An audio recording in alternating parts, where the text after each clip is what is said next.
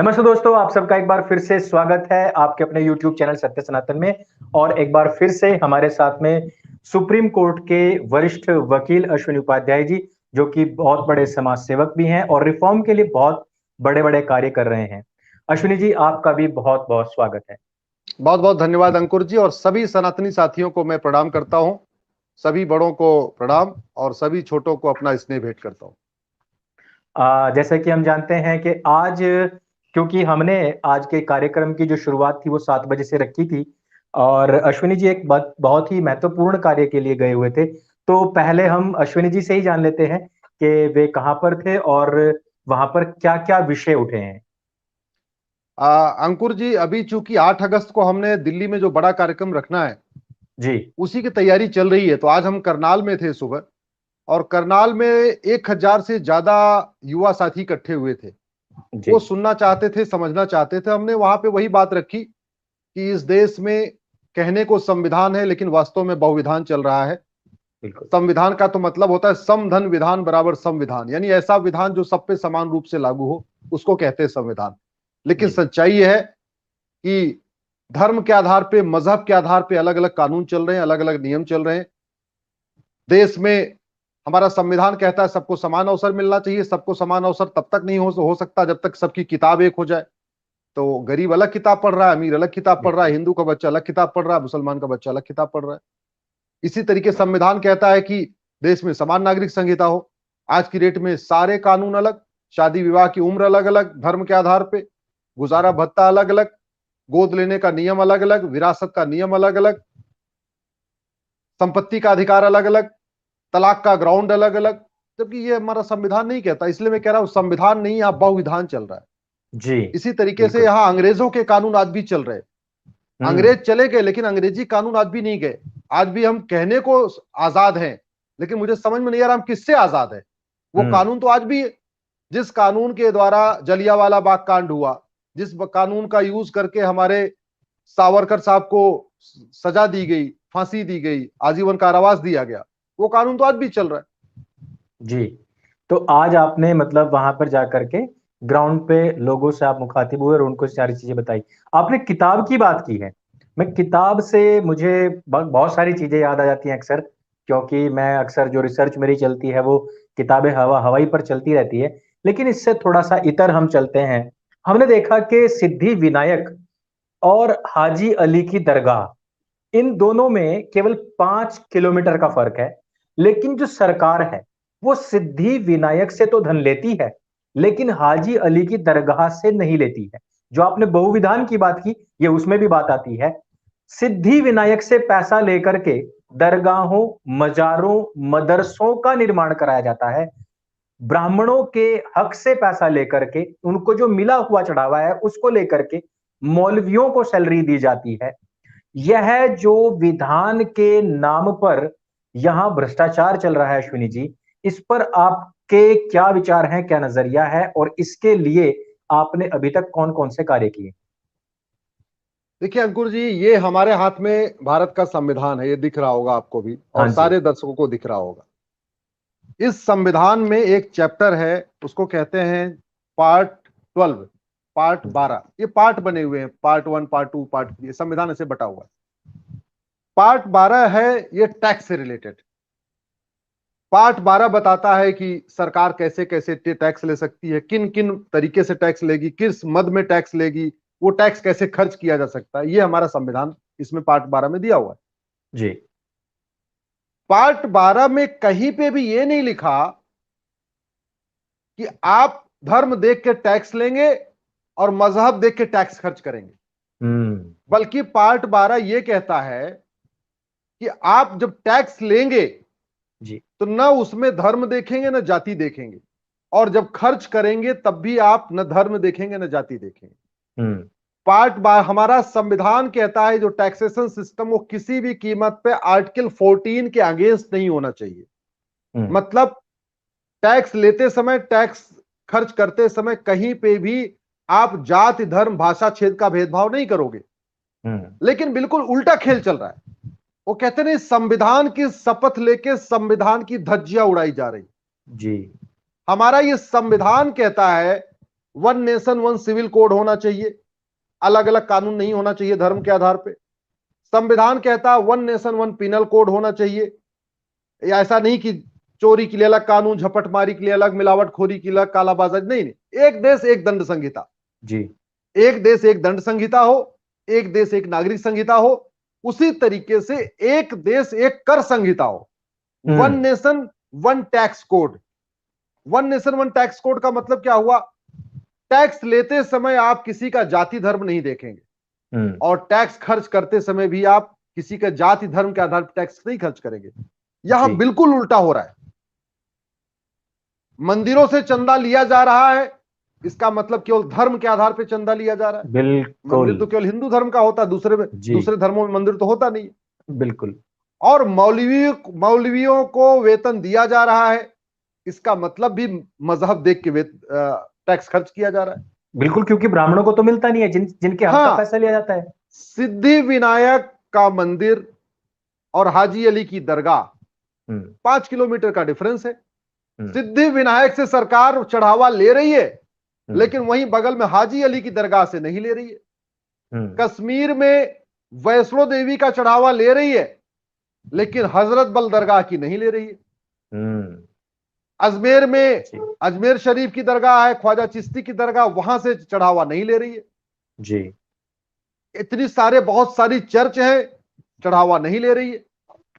चढ़ावा न मजार से चढ़ावा ले रही है, न दरगाह से चढ़ावा ले रही है, न मस्जिद से चढ़ावा ले रही है, न चर्च से चढ़ावा ले रही है, न गुरुद्वारा से चढ़ावा ले रही है। किसी से चढ़ावा ले रही है, सीधे सीधे मंदिर से। ये सरासर संविधान के आर्टिकल 14 का वायलेशन है जी। सरासर वायलेशन है ये। संविधान इसकी बिल्कुल इजाजत नहीं देता है। संविधान कहता है one nation one tax code होना चाहिए, एक देश एक कर संहिता होनी चाहिए जी। और बहुत जल्द इसको हम इस पे कुछ करेंगे, बहुत जल्दी करेंगे जी। अभी हमें कुछ बच्चे मिले हैं, एनएलयूज के बच्चे मिले हैं और मैंने उनसे रिक्वेस्ट किया है कि वो इस पे काम करें। उनको मैंने थोड़ा गाइड किया है, उन्होंने इस पे काम शुरू कर दिया है। एक बार मैं जरा पूरे देश में किन किन राज्यों में वो कानून जो है, मैं इसको काला कानून कहता हूं जी, मंदिरों का चढ़ावा लेने वाला कानून, वो कानून नहीं, वो काला कानून है जी। ऐसे नहीं हो सकता कि आप केवल हिंदुओं को आप बंधक बनाने के, उनके मंदिर पे आप कब्जा करने के लिए कानून बना लेंगे। सरकार कानून बना ले, टैक्स लेना है सबसे ले ले, हमें कोई दिक्कत नहीं। मंदिर मस्जिद गुरुद्वारा चर्च गिरजाघर सबसे टैक्स ले, हमें कोई दिक्कत नहीं। लेकिन यह क्या मतलब हुआ, मंदिर का चढ़ावा लेके और मौलवी को वेतन दे रही है। मंदिर का चढ़ावा लेके पुजारी को वेतन दे, तब भी बात समझ में आती है कि हिंदू धर्म से चढ़ावा लिया और हिंदू धर्म के पुजारियों को बांट दिया। यह बात तो समझ में आती है, समझ भी आती है। हाँ, लेकिन हिंदू धर्म से चढ़ावा लेके और मौलवी को वेतन देना, पादरी को वेतन देना, नंस को वेतन देना, नंस के लिए अलग स्कीम शुरू कर देना।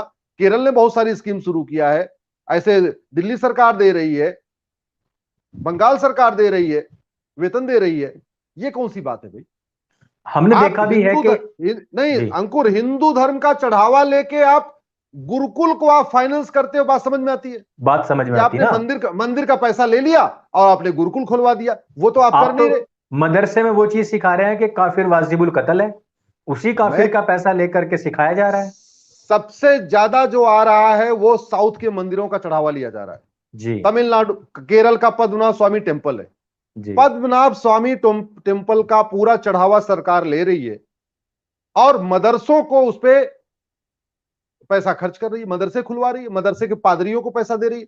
पूरे भारत में केरल बहुत छोटा सा राज्य है, सबसे ज्यादा मदरसे केरल में है और सबसे ज्यादा मदरसे के जो मौलवी है उनको सबसे ज्यादा वेतन जा रहा है, सबसे ज्यादा जा रहा है।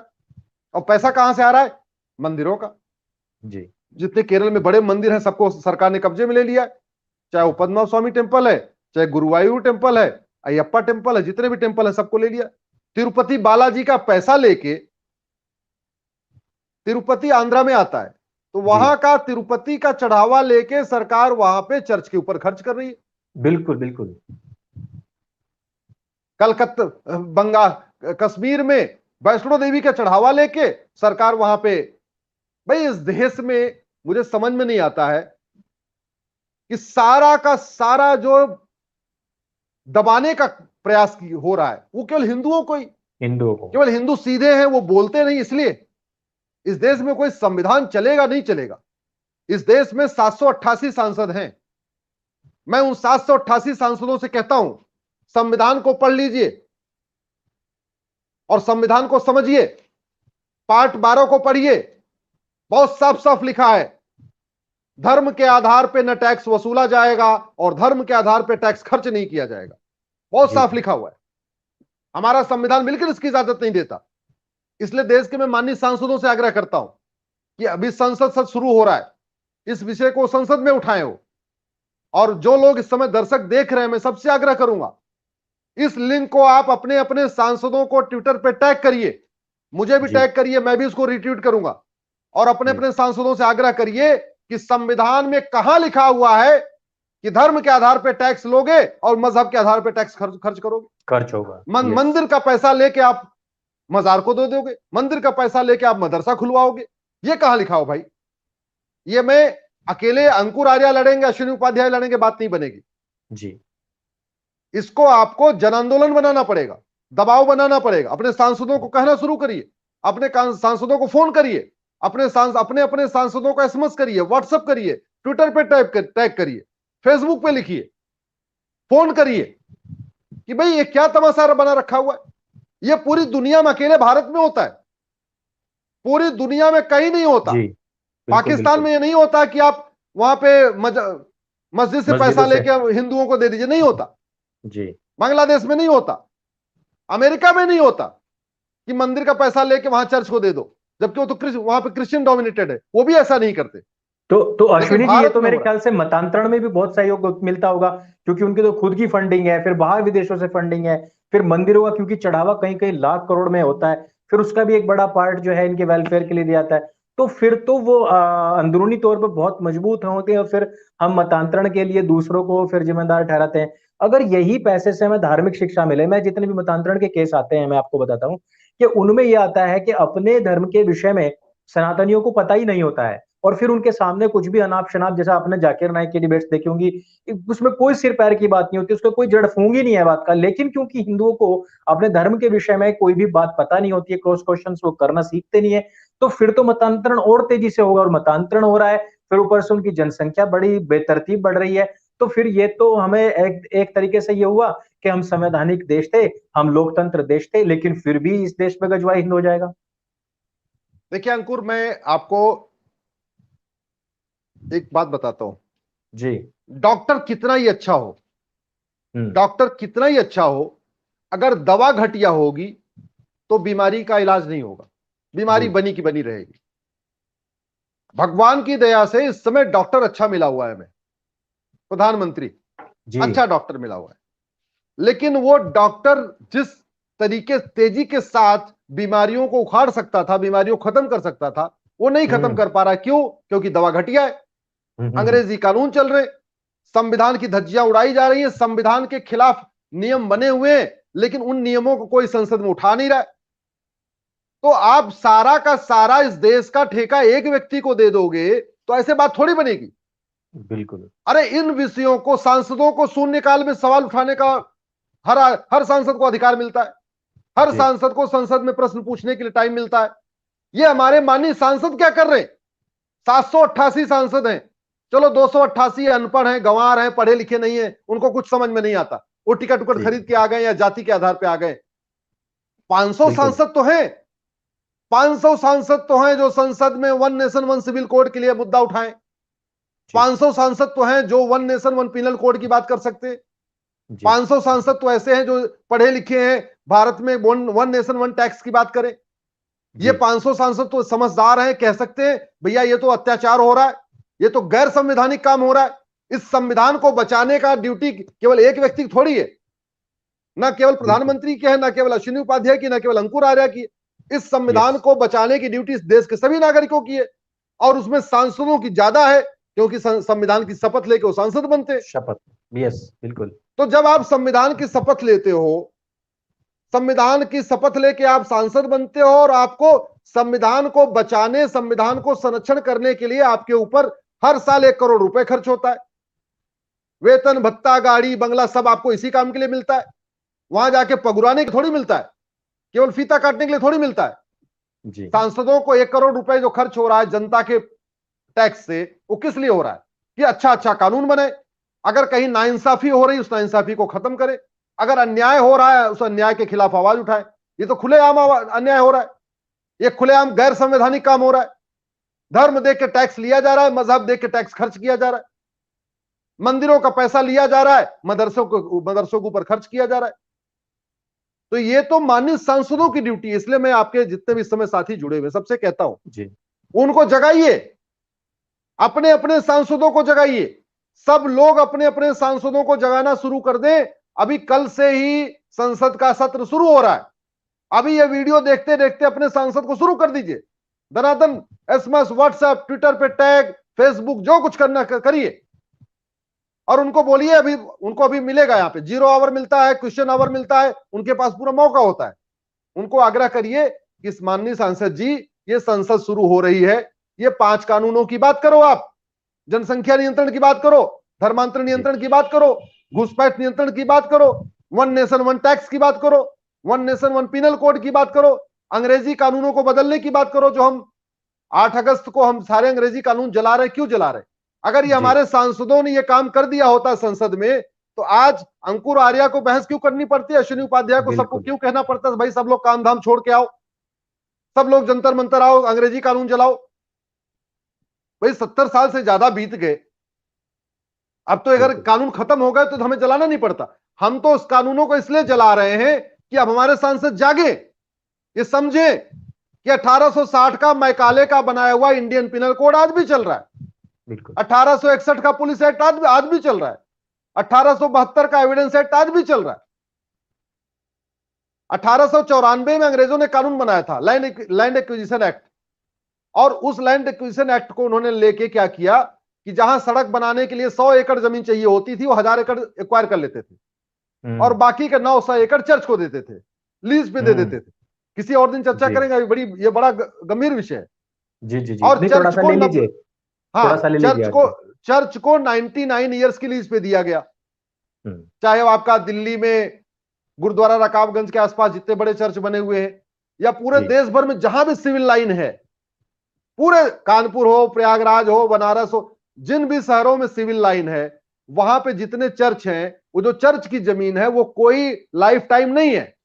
अंग्रेजों ने उनको 99 साल की लीज पे दिया था, और सबकी लीज पूरी हो चुकी है। जी जी जी ये हमारे सांसद इस बात को विषय क्यों नहीं उठाते कि अंग्रेजों ने तो सोची समझी साजिश के तहत उनको बसाने के लिए वहां चर्च को जमीन दिया था। लीज पूरी हो गई, लीज पूरी हो गई, जमीन वापस होनी चाहिए। या तो सरकार अपने पास ले ले, या जिससे ली गई थी, एक्वायर की गई थी, उसको वापस कर दे, उस किसान को वापस कर दे, या जिसकी जमीन उसको वापस कर दे। बिल्कुल नहीं तो बिल्कुल होनी सरकार के चाहिए। पास जगह नहीं होती है, सिविल लाइन की प्राइम जमीन है, वहां पे बढ़िया हॉस्टल बना दे, केंद्रीय बिल्कुल विद्यालय बना दे, पुलिस लाइन बना दे, पुलिस वालों के पास स्टाफ क्वार्टर ढंग के नहीं है, बेचारे एक एक कमरे में रहते हैं, उनके लिए ढंग का बिल्कुल स्टाफ क्वार्टर बना दे। ये व्यवस्था की जा सकती है। अश्विनी जी, आपने जो भी विषय अभी तक लिए हैं, इनमें जो अभी मैं अपने जो दर्शक हैं उनके मैं कमेंट पढ़ रहा था, तो उसमें लोग कह रहे हैं कि भले ही मुगलिया जो सल्तनत थी, हुकूमत थी, खत्म हो गई, उनके जाने के बावजूद यहाँ पर जजिया हमसे टैक्स ऐसे कैसे लिया जा रहा है, और जिस प्रकार से उस टाइम पे वसूली होती थी वो तरीका बदल गया है, लेकिन फिर भी हमारे मंदिरों से पैसा जो लिया जा रहा है, लोकतंत्र भले ही हो, संविधान का राज भले ही कहा जाता हो, लेकिन उस पैसे का इस्तेमाल तो इस्लामीकरण, ईसाईकरण, मदरसों के निर्माण के लिए हो रहा है, उनके जो मजहबी ग्रंथ हैं उनको पढ़ाने के लिए हो रहा है, मतांतरण के लिए हो रहा है, लव जिहाद में पैसा जो खर्च होता है उसके लिए हो रहा है।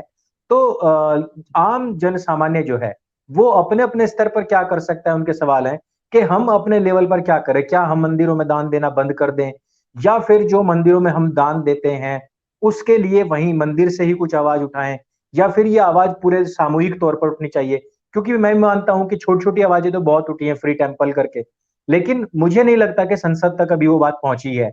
संसद तक वो बात पहुंचे, संसद तक वो धमक पहुंचे, क्योंकि हम और आप देख ही रहे हैं, कोई भी छोटी सी चीज हो, देखिए जो मुद्दा ही नहीं, जो मुद्दा ही नहीं अभी उस पर जी उस पे सड़कें घेर ली जाती हैं, और संसद में माननीयों को रोना तक पड़ जाता है।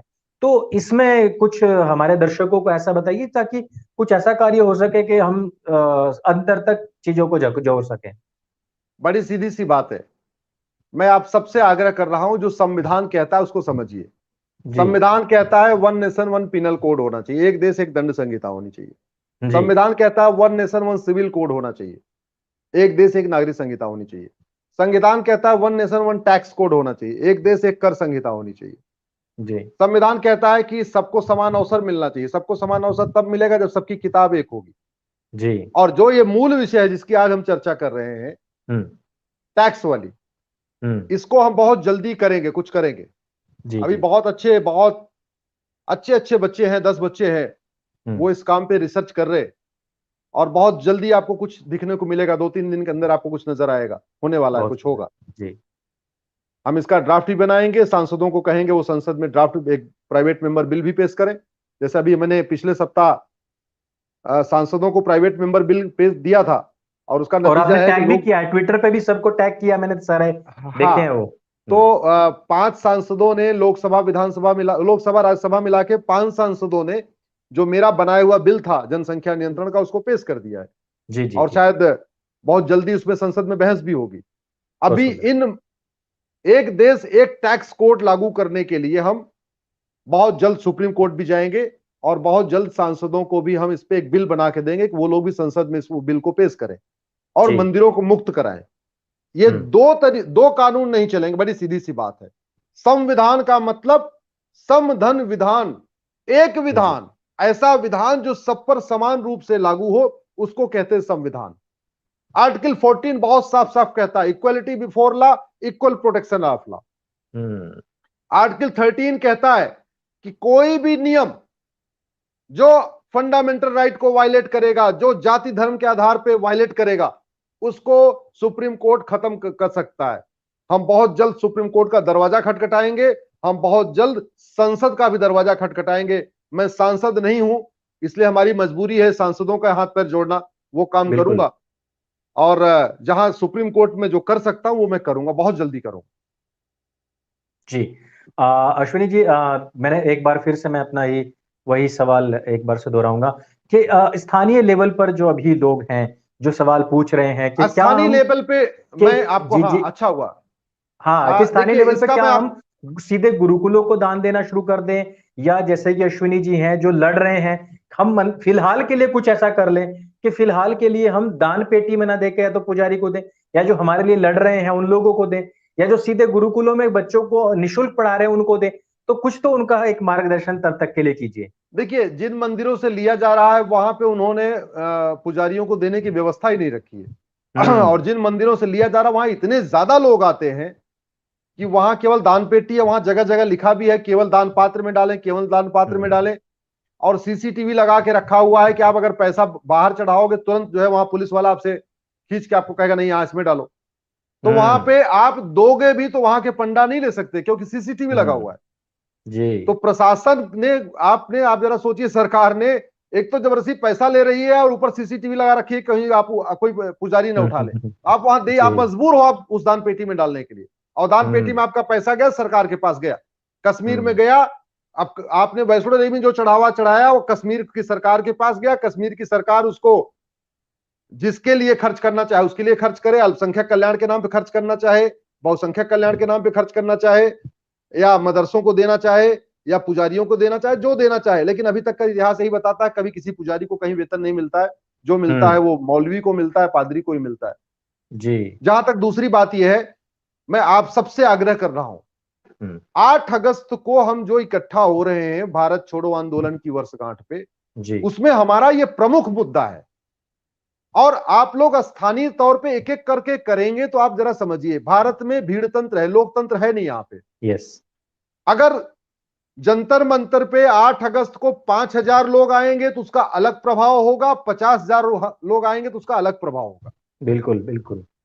आप स्थानीय लेवल पे साल 2 साल में जितना कर पाओगे, अगर एक दिन आज सब लोग जंतर मंतर पहुंच जाएंगे तो एक ही दिन उसका इतना बड़ा प्रभाव पड़ जाएगा, क्योंकि बिल्कुल संसद भी बिल्कुल। चल रही है। जब दिल्ली जाम होगी तो सबको समझ में आएगा, सारे सांसदों को भी समझ में आएगा भाई क्या हो रहा है, अभी क्या करना चाहिए। हमारा जो विषय है वो मुझे लगता है आप गांव में रख उतना प्रभावी तरीके से संसद में नहीं उठवा पाएंगे, और आप 5 अगस्त 8 अगस्त को आते हैं दिल्ली तो बहुत उसका प्रभाव पड़ेगा। तो मेरा आप बिल्कुल। सबसे आग्रह है, यदि आप थोड़े से भी सक्षम हैं, घर में कोई बहुत समस्या है, माता पिता की तबीयत खराब है, पत्नी की तबीयत खराब है, बच्चों की तबीयत खराब है, तब आप मत आइए, आप मुझे घर से आशीर्वाद दीजिए। लेकिन आप थोड़े से भी सक्षम हैं, एक दिन का समय निकालने के लिए, आप दूर से हैं तो आप शनिवार की शाम की ट्रेन में बैठ जाइए, संडे सुबह पहुंच जाइए, संडे को दिन भर 8 अगस्त को हमारे साथ रहिए, और शाम की ट्रेन से आप चले जाइए, अपने अगले दिन सुबह मंडे को अपने घर पहुंच जाएंगे। जी। तो इतना काम तो लोग कर ही सकते हैं। कम से कम लखनऊ से रात को ट्रेन चलती सुबह आ जाती है, इलाहाबाद से रात को ट्रेन चलती सुबह आ जाती है, चंडीगढ़ से रात को ट्रेन चलती सुबह आ जाती है, देहरादून से, मतलब 600 700 800 किलोमीटर का एरिया ऐसा है जहां से लोग रात को ट्रेन से बैठे सुबह आ जाए और दिन भर यहां रहे, रात को बैठे फिर सुबह चले अगले दिन अपने घर पहुंच जाएंगे। जी। तो मैं आप सबसे आग्रह करता हूं, और जो लोग सक्षम हैं वो प्लीज अपने साथ कम से कम 4-5 लोगों को ले आए, क्योंकि बहुत सारे ऐसे भी लोग होते हैं अंकुर, वो आना चाहते हैं लेकिन उनको लगता है कि यार मेरे पास पैसे नहीं है, मैं जाऊंगा, या बहुत सारे ऐसे लोग, यार मैं कि हम दिल्ली जाएं, हमने तो दिल्ली देखा ही नहीं है, हम जाएं जी किसके जी। साथ जाएं। बिल्कुल। तो मेरा आपसे आग्रह है, जो लोग आ रहे हैं थोड़ा अपने अगल बगल भी चर्चा कर लीजिए, भाई मैं दिल्ली जा रहा हूं, तुम्हें चलना है तो चलो हमारे साथ। थोड़ा अगर एक साथ 5 लोग 6 लोग आएंगे तो आपकी यात्रा भी अच्छी हो जाएगी, 5-6 लोग बिल्कुल। बात करते आएंगे, बात करते जाएंगे, और दिल्ली भी घूम लेंगे, दिल्ली दर्शन भी होगा। और सबसे बड़ा ये कि जो 8 अगस्त को हमने अंग्रेजी कानून जलाने का रखा हुआ है, वो रखा इसीलिए, जब तक अंग्रेजी कानून नहीं जलेंगे, अंग्रेजी व्यवस्था, अंग्रेजी कानून जलाने का मतलब हम अंग्रेजी व्यवस्था को जला रहे हैं। बिल्कुल। अंग्रेजी कानून जलाने का मतलब हम कह रहे हैं स्वदेशी कानून बनाओ। जब स्वदेशी कानून बनेगा, आज की स्थितियों के हिसाब से बनेगा, आज की परिस्थितियों के हिसाब से बनेगा, हमसे आपसे सबसे सुझाव लेके बनेगा। अब कानून बनेगा तो यह भी देखा जाएगा फ्रांस में कौन सा कानून है, अमेरिका में कौन सा है, सिंगापुर में कौन सा कानून चल रहा है, उसको भी देखा बिल्कुल। जाएगा।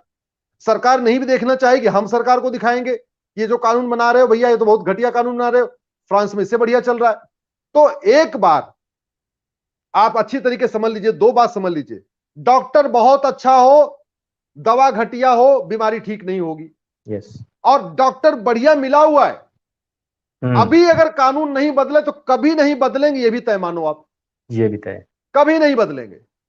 और तीसरी बात, अयोध्या का ढांचा गिर गया था, इसलिए आज भव्य मंदिर बन रहा है। अगर वो बिल्कुल। ढांचा नहीं गिराया होता तो सुप्रीम कोर्ट आपको ढांचा गिराने का ऑर्डर नहीं देता। Supreme yes. कोर्ट ये कह देता ठीक है भाई, ये जो ढांचा है ना, यही मंदिर है, अब आप ले लो, खत्म बात हो गई। ले लो। और उस मंदिर में जो पुराना ढांचा था, कितना आप उसमें वाल पुट्टी लगाते, कितना उसमें कलर कराते, कितना रंग रोगन लगाते, भव्य जी। मंदिर नहीं बन सकता था। बिल्कुल। आज अयोध्या में भव्य मंदिर इसलिए बन गया कि वहां पे क्योंकि पुराना 1992 ढांचा में गिरा ढांचे दिया। को गिरा दिया गया था। जी। एक बार हमने अंग्रेजी ढांचे को गिरा दिया तो ये तो तय मानो कि जो नया ढांचा खड़ा होगा वो बढ़िया ही होगा, बढ़िया कम ही से कम होगा, टिकाऊ होगा। अंग्रेजों से तो बढ़िया ही होगा, इतना घटिया सुंदर तो नहीं होगा। होगा। हाँ, इतना जी। घटिया तो नहीं होगा। इसलिए सब अच्छा। लोग, जी जी। अंतिम सवाल मेरा ये है कि एक अजेंद्र चौरसिया जी हैं, तो वो पूछ रहे हैं कि जैसा कोरोना चल रहा है तो इसमें कोई समस्या तो नहीं होगी? कोई समस्या नहीं है, यहाँ किसान भी बैठे हैं, बहुत सारी रैलियां रोज हो रही हैं, और हम जी। कौन सा यहाँ पे जिंदगी भर बैठने की बात कर रहे हैं। एक दिन बिल्कुल। आएंगे, सब लोग बैठेंगे, विषय लंबी चर्चा करेंगे, दिल्ली में रहेंगे, हम भी अपना शक्ति प्रदर्शन करेंगे। और बिल्कुल। हमारा, मैं कहता रहा हूं, अभी तक दिल्ली में जो लोग आते हैं, जनता मंत्र अभी तक आते रहे या रामलीला मैदान, वो हमेशा सत्ता बदलवाने के लिए आते रहे, वो बिल्कुल। हमेशा डॉक्टर बदलवाने के लिए आते रहे। हम डॉक्टर बदलवाने के लिए नहीं, हम तो कह रहे डॉक्टर बहुत बढ़िया है, हम्म। यही डॉक्टर है जो बढ़िया बढ़िया दवा बना देगा।